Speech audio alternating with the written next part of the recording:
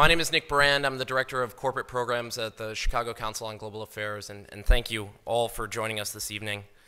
I'd like to take this opportunity to welcome George Friedman to the Chicago Council. I believe it's his first time here, so thank you so much for being with us. What you do, if you're a Ukrainian, is essentially reach out to the only country that will help you, which is the United States.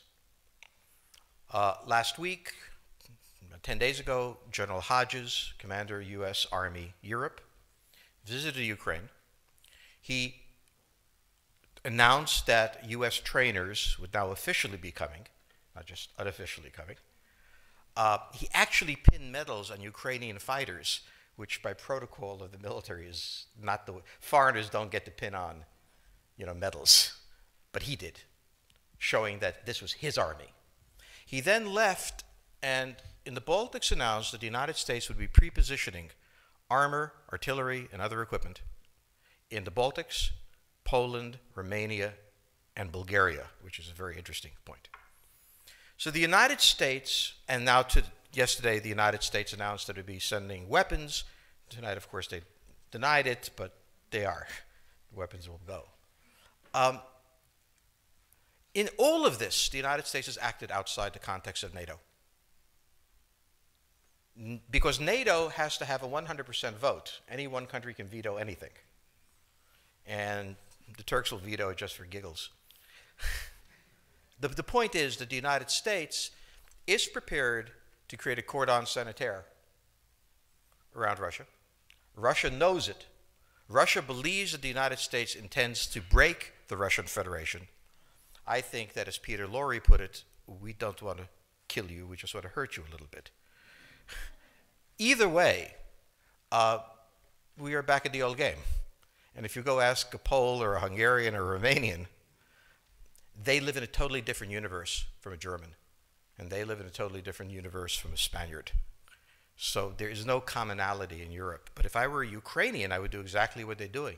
Try to draw the Americans in. All right, Nick. No place is really Pacific for very long. I mean, neither the United States, we have constant wars, okay? Europe will, I suspect, not return to the 31 years, but it will return to humanity. They will have their wars, they will have their peace, they will live their lives. It will not be 100 million dead, but the idea of the European exceptionalism, I think, is the one suffering the first death. There will be conflict. There was conflict in Yugoslavia, and there's certainly conflict now in Ukraine. As to the relationship to the United States, we no longer have a relationship with Europe. We have a relationship with Romania, we have a relationship with France. There is no Europe to have a relationship with. Yes, the gentleman in the fourth row over here. Excuse me, by the way, I'm a subscriber. Is Islamic extremism really the major threat to the United States, and will it die on its own, or will it keep growing? It is a problem to the United States. It is not an existential threat. It has to be dealt with, but it has to be dealt with proportionately. We have other foreign policy interests.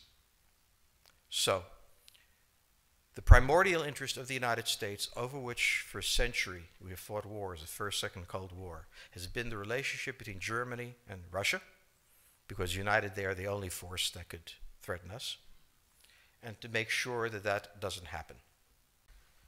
The United States has a fundamental interest. It controls all the oceans of the world. No power has ever done that. Because of that, we get to invade people and they don't get to invade us. It's a very nice thing. Maintaining control of the sea and control of space is the foundation of our power. The best way to defeat an enemy fleet is to not let it be built. The way the British managed to make certain that no European power could build a fleet was to make sure the Europeans were at each other's throats. The policy that I would recommend is the one that Ronald Reagan adopted toward Iran and Iraq. He funded both sides so they would fight each other and not fight us. This was cynical. It was certainly not moral. It worked. And this is the point. The United States cannot occupy Eurasia. The moment the first boot sets the ground, the demographic differential is we are totally outnumbered. We can defeat an army. We cannot occupy Iraq. The idea that 130,000 men would occupy a country of 25 million, well, the ratio in New York of cops to citizens was greater than we had deployed in Iraq.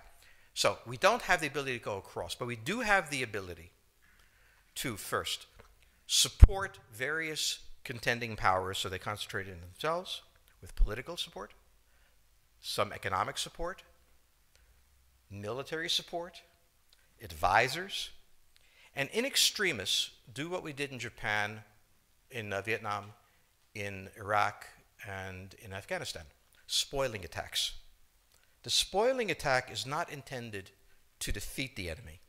It's intended to throw him off balance. What we did in each of these wars, in Afghanistan, for example, is we threw Al-Qaeda off balance. The problem we have, since we're young and stupid, is that having thrown them off balance, instead of saying, okay, job well done, let's go home, we said, well, that was easy. Why don't we build a democracy here? This was the moment of dementia that came in. The answer, therefore, is the United States cannot constantly be intervening throughout Eurasia. It must be selectively intervening and very rarely. That is the extreme moment. We cannot, as the first step, send American troops. And when we send American troops, we have to clearly understand what the mission is, limit it to that, and not develop all sorts of psychotic fantasies. So hopefully we've learned that this time. It takes a while for kids to learn lessons. But I think you're absolutely right. We cannot, as an empire, do that. Britain didn't occupy India. It took various Indian states and turned them against each other and provided some British officers for an Indian army. The Romans did not send vast armies out there. It placed kings like, various kings it created under the emperor, and those kings were responsible for maintaining the peace. Pontius Pilate was an example.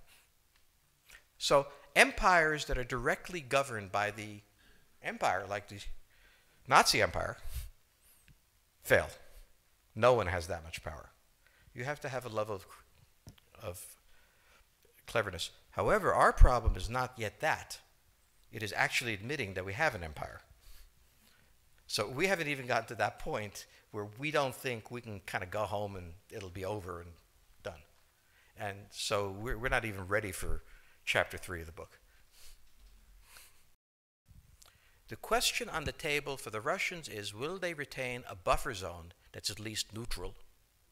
Or will the West penetrate so far in the Ukraine that they're 70 miles away from Stalingrad and 300 miles away from Moscow? For Russia, the status of Ukraine is an existential threat. And the Russians cannot let go. For the United States, in the event that Russia holds onto the Ukraine, where will it stop?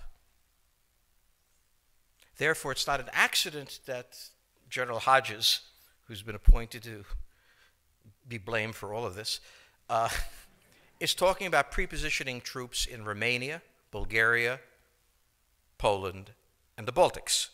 This is the intermarium, from the Black Sea to the Baltic, that Pilsudski dreamt of. This is the solution for the United States.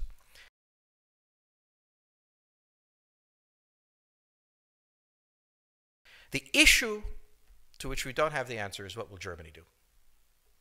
So the real wild card in Europe is that as the United States builds this cordon sanitaire, not in Ukraine, but to the west, and the Russians try to figure out how to leverage the Ukrainians out, we don't know the German position. Germany is in a very peculiar position. Its former Chancellor, Gerhard Schroeder, is on the board of Gazprom. They have a very complex relationship to the Russians. The Germans themselves don't know what to do. They must export. The Russians can't take up the export. On the other hand, if they lose the free trade zone, they need to build something different. For the United States, the primordial fear is Russian capital, Russian technology,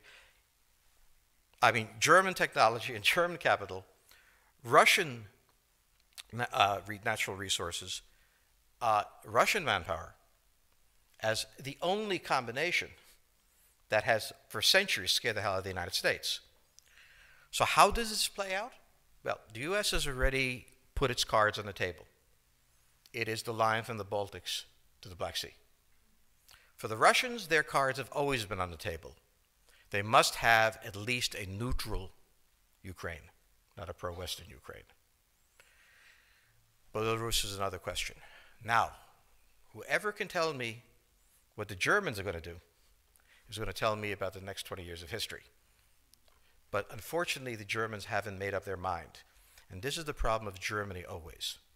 Enormously economically powerful, geopolitically very fragile, and never quite knowing how to reconcile the two. Ever since 1871, this has been the German question, the question of Europe. So to answer my faithful colleague of 700 years of empire, where Hungary and Croatia was joined, I didn't think you enjoyed that much.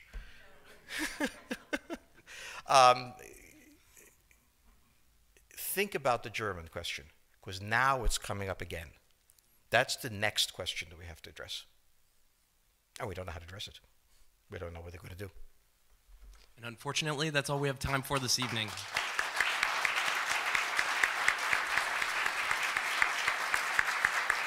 Thank you so much. Thank you so much, George Friedman. He'll be signing copies of his book in the rear of the room. Thank you as well to the Chicago Club for co-sponsoring this evening. Good night.